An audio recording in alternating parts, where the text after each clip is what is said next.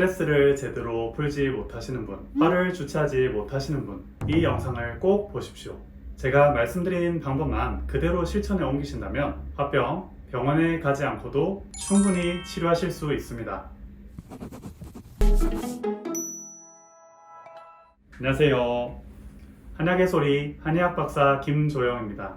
직장 생활에 치이거나 친구 관계가 문제가 생긴 경우, 또 나이가 드신 분들은 갱년기가 오면은 감정이 오락가락하고 가슴에 답답함을 자주 느끼실 텐데요. 요즘 들어 많은 분들이 이런 증상을 겪는데, 자극적인 음식을 먹거나 밤새도록 핸드폰을 보아서 스트레스를 푸는 등 잘못된 방법으로 이를 해소하는 경향이 많습니다. 왜냐하면 이 증상을 단순 스트레스로 치부하기 때문이죠. 그런데 사실 감정 기복이 잦거나 가슴이 답답하거나 소화가 영 안 되는 등 증상들이 꾸준히 생긴다면 이것은 질병일 수 있습니다. 이를 한의학에서는 화병이라고 합니다. 화병은 스트레스로 인해서 짜증, 불안감, 가슴 답답함 등의 불편감이 있는데, 혈액검사, 영상검사에서는 기재적으로 아무런 이상이 없는 것을 말합니다. 좀 더 구체적으로 화병의 증상에 대해서 살펴보겠습니다. 화병은 밤에 잠을 못 자거나 신경이 예민해서 사소한 일에도 짜증이 나고 두통이 생기고 소화가 잘 안 되고 숨이 쉽게 차고, 화가 나면 온 몸에 또는 얼굴에 열이 오르고 가슴이 두근거리고 의욕이 없고 명치 끝이 딱딱해지고 혓바늘이 돋고 아랫배가 따갑고 목 안이 꽉 찬 느낌 중 두세 가지 이상이 있으면 화병일 가능성이 높습니다. 화병이 단순히 심리적인 문제만 생긴다면 얼마나 좋을까요? 하지만 이 심리적인 문제가 몸 전체의 문제를 야기합니다. 화병은 한의학에서는 즉 스트레스를 풀지 않고 속으로 쌓아서 생기는 병이라고 보고 있습니다. 스트레스를 지속적으로 받게 되면 도파민과 세로토닌이라는 신경 전달 물질의 불균형이 생기게 되고요. 교감 신경은 항진되고 부교감 신경은 저하됩니다. 이러한 신경 전달 물질과 자율신경의 불균형이 우울감, 불면증, 소화 불량 등의 신체적인 문제를 야기할 수 있습니다. 옛날로 따지면 호랑이를 만났다고 보시면 됩니다. 그러면 그 상황으로부터 도망가야겠죠. 그렇게 되면 몸에 스트레스를 이겨내는 호르몬인 코르티솔과 아드레날린이 막 분비가 됩니다. 두뇌 회전이 빨라지고 잠이 안 오게 됩니다. 동공이 확대되고 심장박동과 호흡이 빨라집니다. 침샘이 마르고 소화가 안 되고 배가 차지고 혈압이 오르고 방광은 이완됩니다. 이번엔 무사히 호랑이로부터 달아났다고 가정하겠습니다. 다시 스트레스가 안정이 되겠죠.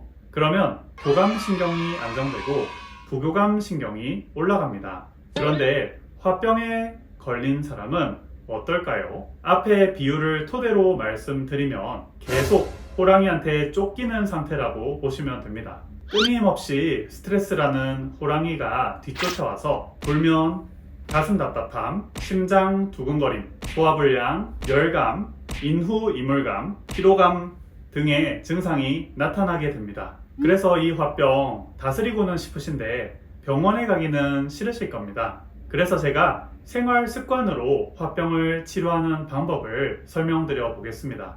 화병은 스트레스 때문에 옵니다. 그렇기에 스트레스를 받게 하는 원인을 개선하는 것이 굉장히 중요합니다. 그 원인이 그런데 무엇일까요? 직장, 시댁 등의 인간관계, 개인적인 목표에 대한 열망과 현실에서 오는 괴리감, 잘하고 싶은 마음, 완벽하고 싶은 남들과 나를 비교하면서 나를 채찍질하는 것 등 다양한 것이 있습니다. 그렇기에 이 마음들 중 무엇이 나를 힘들게 하는지를 돌아봐야 합니다. 그 다음 선택을 해야 합니다. 그 마음을 포기할 것인지 아니면 그 마음을 갖고 갈 건지를 말이죠. 포기할 거라면 실제 그 스트레스의 원인을 중단해야 합니다. 하지만 사실 그것이 쉽지만은 않습니다. 스트레스의 원인이 직장이라면 직장을 포기해야 되는데 그렇게 되면 먹고 살 수 없기 때문이죠. 이렇듯 화병이 잘 치료되지 않는 이유가 그 스트레스의 원인을 제거하기 힘들기 때문입니다. 그렇다면 우리는 두 번째 방법을 택해야 합니다. 그 마음과 그 상황을 가지고 가는 것 말이죠. 우리가 할 수 있는 두 가지 방법이 있습니다. 첫째, 스트레스의 상황에 대한 인식 변화입니다. 쉽게 이야기하면 디폴트 값을 낮추는 것이지요. 정신과 의사 빅터 프랑클이 적은 죽음의 수용소라는 책을 보면 조금 더 이 말씀이 와닿으실 겁니다. 우리는 포기하지 않는 한 그 어떤 어려움이라도 인식의 변화로 그 상황을 충분히 극복할 수 있습니다. 그리고 내 삶의 근본적인 목표를 찾으신다면 화병을 더 잘 극복해내실 수 있을 겁니다. 내가 살아가는 진정한 이유를 곰곰이 생각하고 찾아내는 것이 그것입니다. 그리고 그것을 잊지 않고 항상 되뇌이며 사는 것이지요. 그런데 이게 마음처럼 쉽지만은 않습니다. 머리로는 알겠는데 마음으로는 인정이 안 되는 것이지요. 그럴 때 좋은 것이 명상입니다. 스트레스를 풀고 이완시키는데 도움이 많이 됩니다. 내 자신을 돌아보고 삶을 잠시 멀리서 바라볼 수 있게 도와주어 삶이 더 풍요로워지게 만들어줍니다. 조금 더 쉽게 내 마음을 정리하고 비우는 방법도 있는데요. 노트를 하나 준비해 주십시오. 핸드폰, 컴퓨터, 블로그 등 무엇이든 좋습니다. 노트에 내가 힘든 그 생각을 다 적으십니다. 그냥 무조건 적으시면 됩니다. 다 적고 나시면 마치 수다를 떨면 좀 마음이 후련하듯 화병을 푸는데도 도움이 되실 겁니다. 또 글을 적으시면서 내가 미처 생각하지 못했던 삶의 의미나 내 삶의 핵심 가치를 찾아내실 수도 있습니다. 자, 앞에서는 내가 힘든 이유를 쫙 적었다면 이번엔 반대로 5가지만 하루에 감사했던 일을 적는 것도 좋습니다. 상황은 변한 것이 없습니다. 하지만 내 마음이 긍정적일수록 그 상황에서 더 많은 좋은 것을 발견할 수 있고 더 건강해지실 수 있습니다. 자, 다음으로 스트레스를 이겨내는 몸을 튼튼하게 만드는 것입니다. 몸과 마음은 하나입니다. 스트레스로 자율신경이 무너지고 몸이 약해지듯이 몸을 튼튼하게 하면 자율신경도 강해지고 스트레스를 이겨내는 힘이 강해집니다. 그렇기에 역으로 몸을 튼튼하게 해서 스트레스를 이겨낼 수 있는 준비를 하는 것입니다. 강도 높은 운동을 꾸준히 규칙적으로 하는 것이 자율신경에 도움이 된다는 연구 결과도 있습니다. 그런데 부탁드리고 싶은 것은 무리하지 않는 선에서 하시라는 것입니다. 무리를 하게 되면 오히려 체력이 더 떨어질 수 있습니다. 처음엔 무리가 안 갈 정도로 서서히 시작하셔서 운동량을 점진적으로 늘려가시길 바랍니다. 또 노래방에 가시거나 산이나 바닷가에 가셔서 소리를 크게 지르시는 것도 도움이 됩니다. 소리를 크게 지르시며 심장과 폐가 엄청나게 활성화되고 막혔던 가슴이 뻥 뚫리고 기혈순환이 되어서 화병을 이겨내시는 데도 도움이 되실 겁니다.